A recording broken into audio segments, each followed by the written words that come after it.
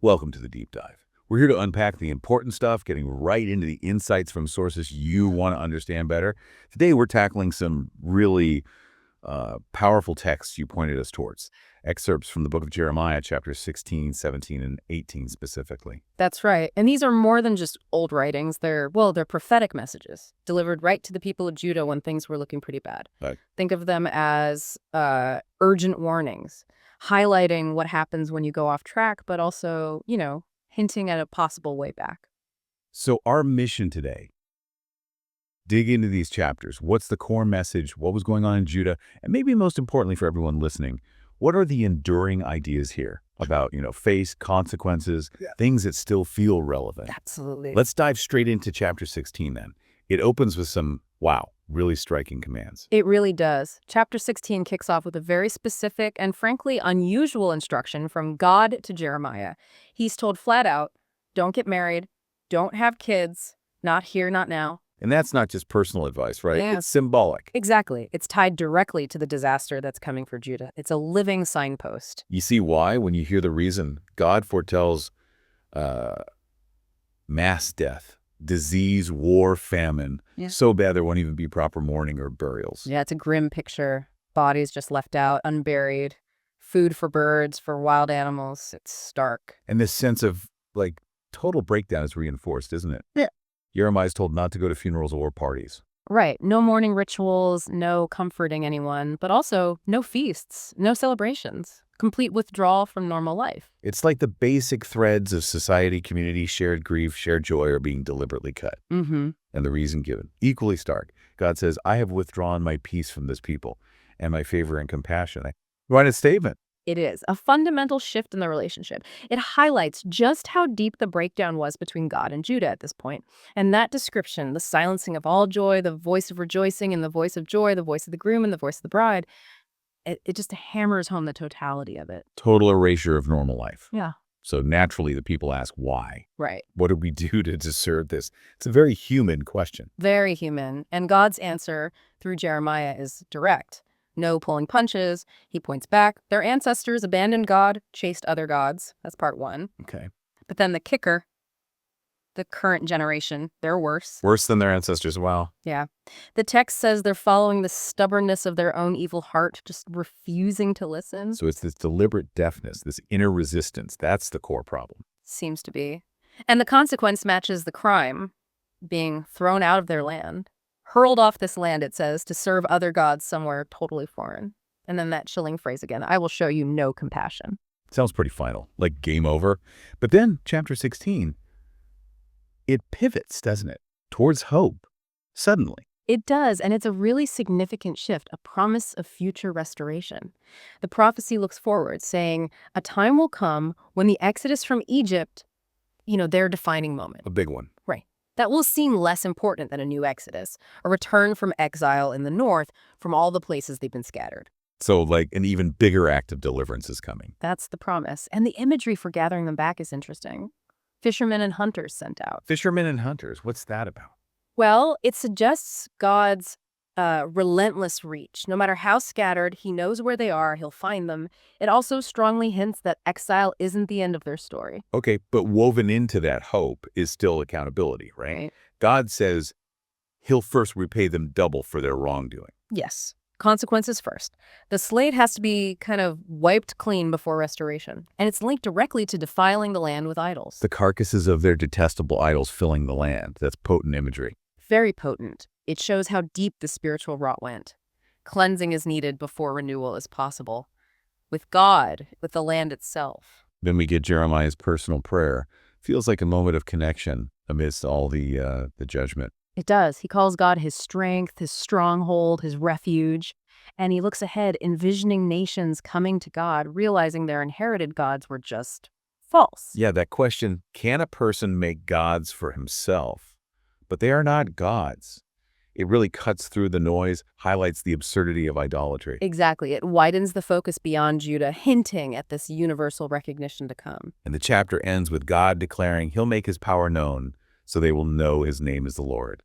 A strong statement of sovereignty. A very strong finish. Okay, let's shift to chapter 17, the deceitful heart. That title alone suggests we're going inward now, right? more personal. It does. Chapter 17 really digs into Judah's internal state.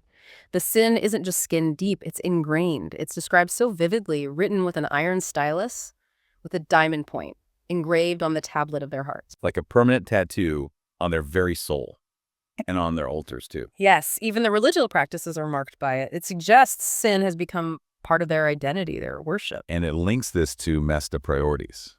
Remembering their idols, their Asherim, those goddess symbols, right? Right, likely wooden poles or trees for Canaanite goddess. Remembering those as clearly as they remember their own kids, that comparison is disturbing. It is. It shows a complete inversion of loyalty, giving devotion to false gods with the intensity meant for, well, family, or for God himself. And the consequence, again, loss, losing their inheritance, serving enemies, God's anger burning. It feels like a loop. It does feel like a cycle. Disobedience, consequence, warning, call to repent, repeat. Then the chapter draws this sharp contrast. The curse on trusting humans like a dead bush in the desert. Barren, isolated, no life source. Versus the blessing for trusting God like a tree by water. Always green, always fruitful. That imagery still works, doesn't it? Oh, absolutely. It's timeless. It lays out the choice. Rely on fickle human strength or on the unfailing source. The outcomes couldn't be more different. Which leads us to that famous line. The heart is more deceitful than all else and is desperately sick. Who can understand it? That's a pretty bleak view of us. It's stark, yeah, but also, deeply insightful about human motivation. Who can understand it? Highlights our capacity for self-deception. True. But the very next verse is key. I, the Lord, search the heart, I test the mind. So even if we can't fully know our own hearts, God does. He sees through it. Ah, okay. So God sees the truth even when we deceive ourselves. He judges based on reality, on our actions and their results. Precisely, which connects to that slightly odd analogy about the partridge. The partridge hatching eggs that didn't lay, what's that illustrating? It's about unjust gain, like wealth or status gotten dishonestly. It won't last. It looks impressive for a bit, maybe, but ultimately it's empty and the person ends up looking foolish. Oh, got it. Reinforces the idea that real blessing comes from trusting God, not shady deals. Exactly. Then, a powerful reminder. The Lord is the hope of Israel. Forsaking him means forsaking the fountain of living water. What a metaphor for God. It really is the source of true, sustainable life. And Jeremiah's personal plea comes right after. Heal me, save me, you are my praise. It feels raw, vulnerable. Total dependence. But the people hearing this, still skeptical, right? They challenge him. Where is the word of the Lord? Let it come now. Yeah, it's defiant. Like, put up or shut up, Jeremiah. They want proof, or maybe they just want to dismiss him. Impatient and unbelieving. Totally. But Jeremiah basically says, look, I've told you what God told me. He stands his ground. And then the focus shifts, almost abruptly, it feels, to the Sabbath. It might seem abrupt, but it's likely a concrete example of their wider disobedience. Sabbath observance was meant to be a core sign of their covenant with God. Okay, so neglecting it was a big deal. A very big deal. The command is clear. No carrying loads, no working. Just like their ancestors were told. And it highlights their history of ignoring God, right? Being stiff-necked, refusing to listen. Yes, that pattern again. But there's a clear ifin attached to the Sabbath this time. A conditional promise. Exactly. If you obey this command diligently, then prosperity, David's line continues, Jerusalem endures. A direct link between the specific act of obedience and future blessing. It shows there's still a path back, even now. But it depends on them choosing it. Right. The choice is theirs. But the alternative is also clear. Disobedience means fire consumes Jerusalem. Gates, palaces, everything. A terrifying image. Wow. It really shows how seriously God views their faithfulness, even in rituals. Okay, chapter 18. This brings us to that famous metaphor, the potter and the clay. Yes, a really powerful visual analogy, Jeremiah is told. Go watch a potter. He sees the potter working, and if the pot gets messed up on the wheel... He doesn't just toss the clay. No, he just squashes it down and starts over, remakes it into something else, whatever he decides. Simple image, profound implications. And God immediately connects it to Israel.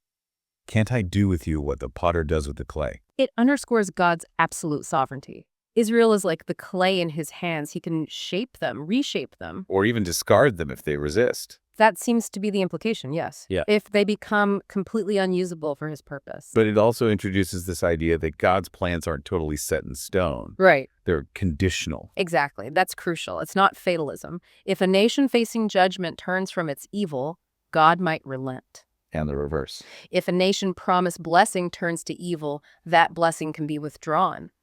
It leaves room for genuine human response, for change. Which is why God then directly pleads with Judah and Jerusalem. Turn back. Change your ways. Correct your actions. It's an urgent, direct appeal based on that Potter analogy. Change is possible. But their response is just bleak. It's hopeless. We're going to do what we want. Follow our own stubborn, evil hearts. It's stunning defiance, isn't it? A flat-out rejection of the offer. What does that tell you about where they were mentally, spiritually? It seems they'd hardened themselves completely. Maybe they genuinely felt change was impossible, or more likely they just refused to admit how wrong they were. That stubbornness is exactly what leads to the disaster. Then there's that passage comparing Israel's unfaithfulness to, like, the natural order of things, asking the nations, who's ever heard of anything like this? Yeah, contrasting the constancy of nature, the snow on Lebanon, the flowing streams, with Israel's shocking act of forgetting God. Choosing worthless idols over the source of life. It's presented as irrational, appalling. Utterly appalling, willfully abandoning the reliable for the useless. And the consequences. Repeat it again. Land desolate, a ruin people hiss at, scattered like dust by an east wind. Grim. Very grim. That east wind image is potent, known for being destructive, scattering. It speaks of finality, of shame. And the chapter ends on a really personal, dark note. The plot against Jeremiah himself. Right. Even with disaster looming, their focus shifts to silencing the messenger. They think they're secure because they have the law, the priests, the wise men. They don't need Jeremiah's warnings. Exactly. A dangerous complacency. Believing the outward structures of religion protect them, regardless of their hearts or actions, their plan. Strike at him with their tongue. Yeah. Discredit him. Shut him up. And Jeremiah's reaction. It's a prayer, but it's intense. Asking God to pay attention to his enemies. Pleading against repaying his good. Praying for them with their evil, plotting against him. And he asked for judgment on them. Famine, sword, widowhood.